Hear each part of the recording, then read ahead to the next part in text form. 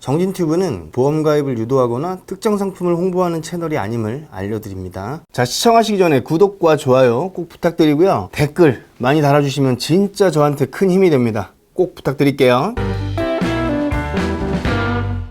보통 코로나19에 걸려서 보험 청구를 한다고 생각하면 입원을 하거나 아니면 심한 경우 수술을 받게 되거나 사망을 하거나 해서 청구를 하면 지급되는 그런 명확한 케이스를 생각을 하실 텐데, 무증상 감염자인 경우는 어떨까요? 그래도 입원을 할 테니까 입원비 일당은 받을 수 있잖아, 이렇게 생각하시죠. 하지만 그렇게 녹록하지는 않았습니다. 저희 지점의 지점원의 고객, 저도 아는 분인데 이분이 코로나에 걸리셨더라고요. 제 주변에선 처음입니다. 어쨌든 그분의 보험금을 청구하면서 보고 들은 많은 얘기들을 꼭 여러분들이 아셔야 될 것 같아서 영상을 준비했습니다. 실제 청구 사례는 아직까지 유튜브에 올라오진 않았더라고요. 게다가 중요한 게 이분께서 무증상 감염자였다는 겁니다. 이번에 청구를 해보니까 무증상 감염자의 경우에는 이 내용을 모르시면 보험금을 못 받을 수도 있습니다. 꼭 끝까지 시청 바라고요. 안 좋은 기억이심에도 이 내용을 널리 알려야 된다는데 동의하시고 많은 도움을 주신 고객님께 다시 한번 감사드립니다.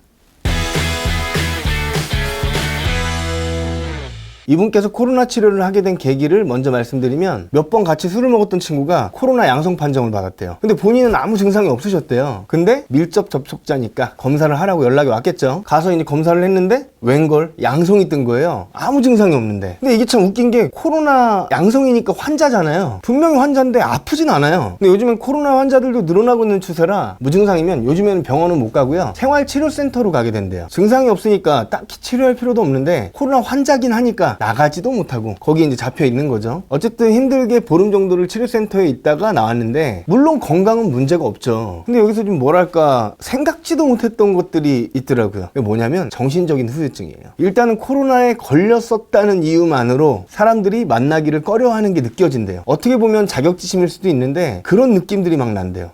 아, 나를 좀 피하는 느낌? 한동안은 좀 피할 것 같은 느낌? 괜히 눈치 주는 느낌? 그리고 이건 진짜 무서운 건데, 이상한 말도 안 되는 소문들이 막 뒤에서 돈대요. 지역사회는 좁잖아요. 그 사람들끼리 대부분 알고 그러는데, 와이프랑 사이가 안 좋아서 집에도 한참 동안 안 들어갔었고 코로나에 걸린 거다, 봐라 가족들은 멀쩡하지 않냐, 혼자 걸리지 않았냐, 막 그러면서 막 말도 안 되는 소문들이 막 만들어진대요. 그게 정말 힘들다고 하더라고요. 아, 진짜 생각만 해도 힘들 것 같아요. 경각심을 좀 가져야겠습니다. 절대 걸리시면 안 됩니다.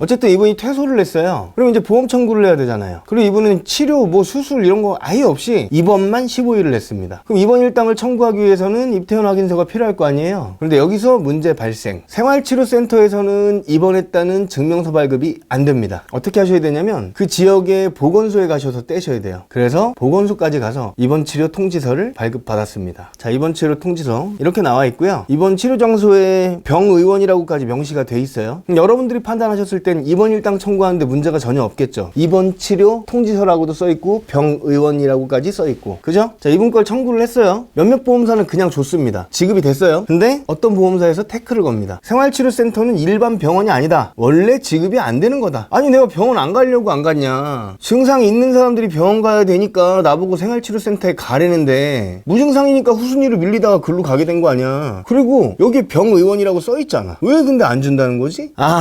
원래 안 되는 건데 이번 한 번만 지급을 하는 쪽으로 해보겠다. 그런데 문제가 있다. 입원 확인서에는 병명이 써 있어야 되는데 여기는 병명이 써 있지가 않다. 추가 서류를 제출해라. 아니, 왜 병명이 안 써 있냐? 여기 감염병의 예방 및 관리에 관한 법률 이거 안 보이냐? 당연히 코로나 아니냐. 그래도 병명이 있는 서류가 필요하다. 그래서 다시 보건소를 가가지고 이거 왜 병명이 안 써 있냐, 병명을 좀 기재를 해달라 라고 했더니, 해당 보건소의 입원 치료 통지서는 양식이 이렇기 때문에 거기에 추가 기재를 할 수가 없다, 이렇게 얘기를 했대요. 이게 나중에 알게 된 건데 보건소마다 그 양식들이 다 다르대요. 그래서 어떤 데는 병명이 기록되어 있는 데가 있고 어떤 데는 기재가 안 돼 있는 데가 있고, 그래서 어떤 방법을 했냐면 보건소에서 여기 보여드릴게요. 그 코로나 검사 성적서라는 게 있어요. 그 양성 나와 있는 거 있죠. 이걸 발급 받으셨어요. 그래서 이거랑 같이 첨부를 하고 그제서야 지급을 받으셨습니다. 근데 줄 때도 그냥 안 줘요. 안 되는 건데 이번만 줄 거니까 그렇게 알아라. 물론 1회만 지급하겠다는 동의서에 사인을 하고 그런 건 아닙니다. 어쨌든 지급은 받으셨는데 여러분들 잘 생각해보세요. 이거를 일반적인 사람들이 맞서서 얘기하기가 쉽겠습니까? 근데 이게 웃긴 게 뉴스 기사 하나 띄워드릴게요. 이게 언제 거냐면 2020년 4월 21일 거예요. 머니투데이 기사입니다. 단독 코로나 생활치료센터 입소자도 입원 일당 보험금 받는다 써있죠. 이렇게 내용을 한번 볼게요. 코로나19 확진 판정을 받고 병원이 아닌 생활치료센터에 입소한 환자들도 이번 일당을 주는 보험 상품에 가입했다면 보험금을 받을 수 있다. 보험업계에 따르면 생명보험회사들은 어쩌고저쩌고 주기로 했다 써있죠. 주기로 했다. 근데 진짜 안타까운 건 뭔지 아세요? 그 유일하게 태클 걸었던 회사가 생명보험회사였어요. 자, 어쨌든 이게 자가격리자들은 아니고 생활치료센터 입소자들은 병원의 병상이 충분했다면 입원했을 환자들이고 중증자에게 의료 혜택을 양보하고 생활치료센터를 택한 환자들도 있는 데다 형평성도 고려했다. 이게 맞죠, 사실. 어쨌든 여기 뭐 지자체 보건소에서 입퇴소 확인증을 받아야 된다 뭐 써있죠. 어쨌든 이거 뉴스 기사 한번 보세요. 이게 4월달 기사예요. 그리고 지금이 12월입니다. 이런 식으로 안 주려고 하는 액션들이 있을 수 있다라는 거죠. 그리고 구비서류가 이렇게 요구하는 경우가 있기 때문에 생각해 두셨다가 나중에 뭐 물론 안 걸리셔야겠지만 알고는 계셔야 된다는 거죠.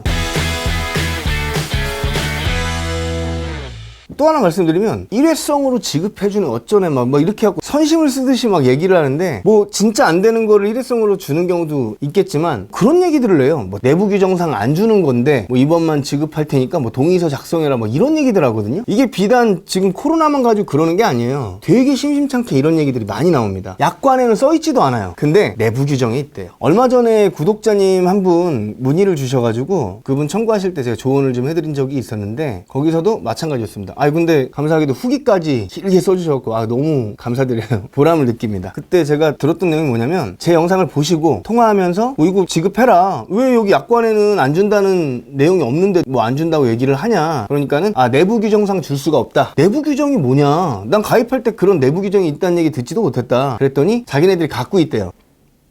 아니 이게 보험 계약하는 게 장난도 아니고 소비자하고 보험회사하고 약관을 토대로 계약을 하는 거잖아. 사인까지 하고. 근데 갑자기 이상한 내부 규정이 있다고? 그것 때문에 안 된다는 거예요. 약관에 써있지도 않은데. 이분이 진짜로 꼼꼼한 성격이셔서 약관을 다 보셨어요. 내용이 없는 거예요. 그 얘기를 했더니 뭐 내부 규정이 적혀있다 그러고 뭐 그런 게 어딨냐 보여줘라. 안 된다. 이거 기밀문서라 보여줄 수가 없다. 근데 그럼 이거 어떻게 생각하세요? 말이 안 되는 얘기잖아요. 정말로. 그래서 제 구독자님한테 그랬습니다. 그럼 이렇게 얘기하시라고. 뭐 정확하게는 제가 막 흥분해가지고 기억은 안 나는데 뭐 이런 느낌이었어요. 그러냐? 오케이. 그거 인정하겠다. 근데 나도 내부 규정이 있다. 그 내용이 뭐냐면 내가 배 아플 때마다 보험사에서 5천만 원씩 지급받는다 라는 내부 규정이 있다. 그리고 내가 지금까지 가입하고 나서 한 10번 정도는 아팠던 것 같다. 지급해라. 뭐 그런 게 어딨냐 보여줘라. 안 된다. 이거 기밀문서라 보여줄 수가 없다. 근데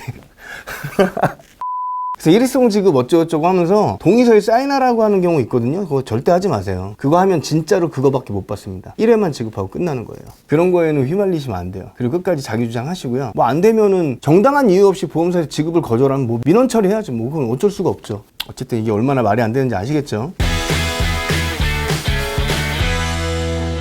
자, 오늘 정리하면 이렇습니다. 첫 번째, 청구를 했을 때 보험사에서 안 주려고 하는 액션이 있을 수도 있다. 두 번째, 무증상 감염자의 경우에는 생활치료센터로 가게 되는 경우가 있는데 그런 경우에 거기에서 자체적으로 서류 발급이 되진 않고 근처에 있는 보건소에 가셔서 서류를 발급 받으셔야 되는데 보건소마다 양식들이 좀 달라서 거기에 병명이 기재가 안 돼 있는 경우가 있습니다. 그런 경우에는 검사 성적서를 받으셔서 같이 첨부를 하시면 받으실 수 있다. 근데 만약에 보험회사가 뭐 일회성 지급이는 어쩌네 막 그러면서 안 주려고 하는 액션들이 있을 수도 있는데 뭐 그런 경우는 영상 보시고서 슬기롭게 해결하시면 될 것 같습니다.